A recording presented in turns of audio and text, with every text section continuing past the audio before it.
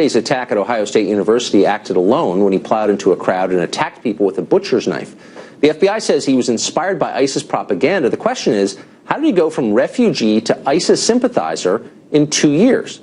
Well, in August of this year, Abdul Razak Ali Arden was quoted in the Ohio State student newspaper complaining about Islamophobia. He said this: "I'm a Muslim. It's not what the media portrays me to be. If people looking at me, a Muslim praying, I don't know what they're going to think, what's going to happen."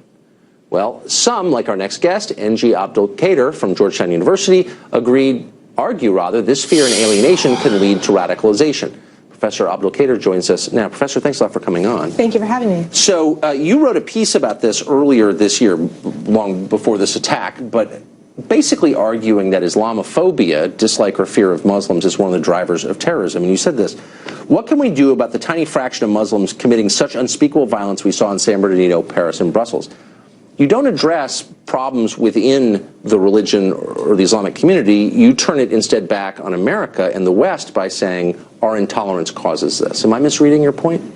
I think it's complicated, right? So I think at the outset, we need to make clear that there's never a justification for a tragedy such as this one, right?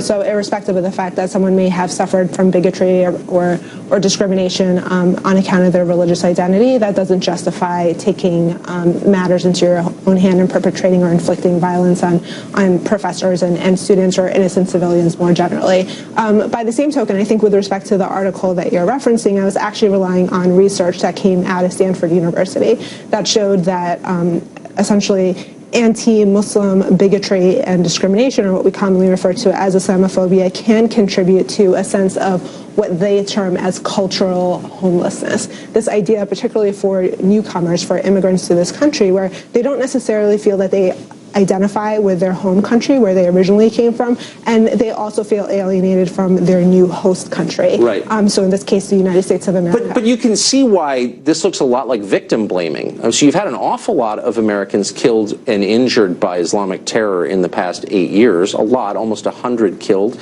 350 or more injured. And you're basically saying that that happened because America is not hospitable enough to Muslims, and that seems unfair. Absolutely not.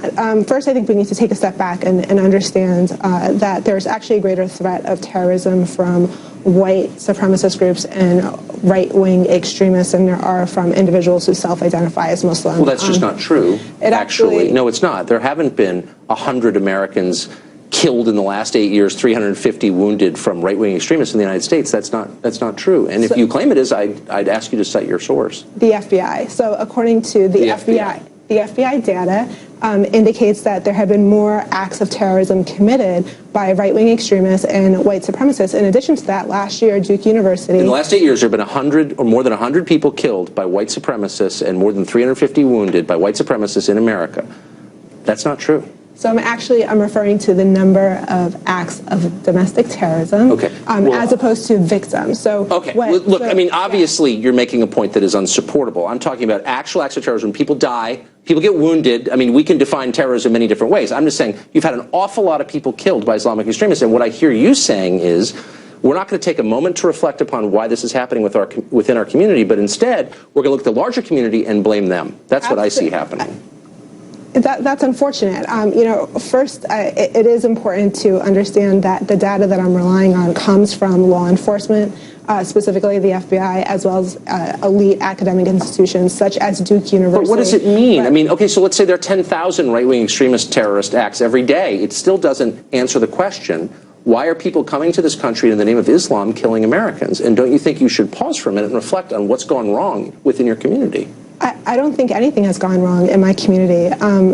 First of all, there are about 3 to 7 million Muslim Americans in this country, and the individual who perpetrated this atrocity at this university is far from representative of that 3 to 7 million. Well, I don't think he is either, and I'm not suggesting that. I'm just saying I'm an Episcopalian, and if you saw 100 people murdered by Episcopalians in the name of the Archbishop of Canterbury in the last 8 years, a lot of us at church will be saying, what the hell is this? So what can we do to stop it? Right, and so let's take a moment to reflect upon that. When there are extremists that perpetrate a bombing at an abortion clinic in the name of Christianity, as Americans, we know enough about Christians and Christianity to sort of place a psychological space between that act that was committed by that individual and the rest of the population. I'm sorry, I can't take that seriously. The scale is just not proportionate or comparable at all. I would disagree with you. I think that the numbers say something different. I actually wrote a whole book on crime. I know what the numbers are. It's not even close. It's not even close.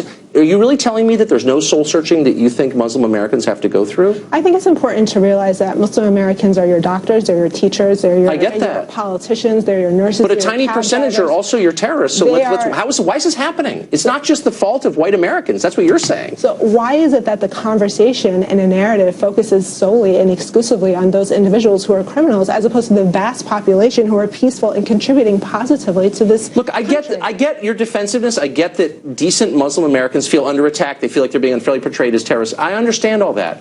But at some point, you have to say, this really is a real problem, and it's discrediting all of us. And until we take it seriously, it's going to continue, no?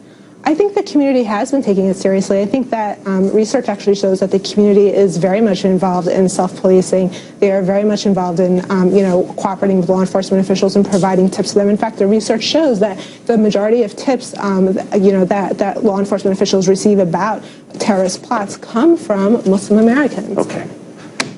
I would suggest more soul. Something's going wrong, and I think it's important to be honest about it. We are out of time, unfortunately, but I appreciate your coming on. Thank you. President-elect.